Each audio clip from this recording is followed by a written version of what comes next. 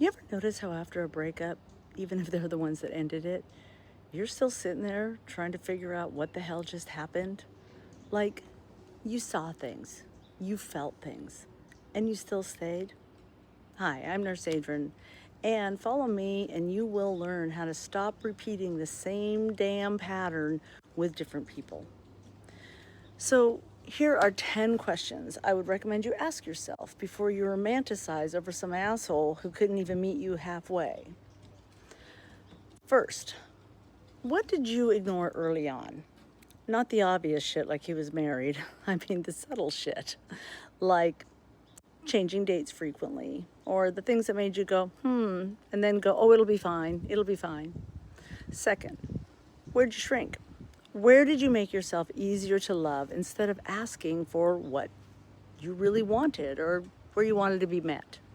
Third, what were you actually getting from the relationship? Be honest, because it probably wasn't love. Was it a distraction, security, that familiar chaos that our nervous system is so used to? 4, were you being chosen or were you trying to earn it? Because one is love and the other is auditioning for a role that never actually existed. 5, what about it felt familiar? Because familiar does not equate to healthy. It means you survived this shit before. 6, how'd you contribute to this shit show? Yeah, we are going to go there.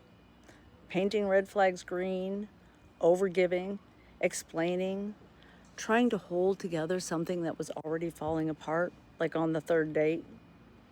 7, where'd you overgive and why? Were you avoiding accountability, trying to control and manipulate the outcome, or hoping that you would finally be enough, that he'd finally pick you? 8, what did you not ask for? Because probably in your attempt to not get rejected, you didn't even ask for what you really wanted or even needed.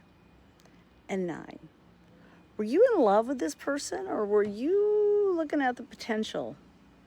Because potential feels really real, but it'll waste your damn time every fucking time.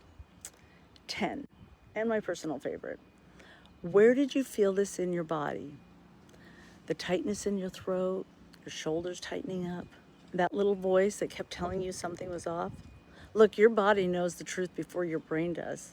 Hell, if we actually listened to our bodies, half of us wouldn't be in these shitty relationships. In fact, most horror movies wouldn't get produced because she wouldn't go in the door and she wouldn't answer the phone, but that's for another day. Listen, this really isn't about blaming yourself.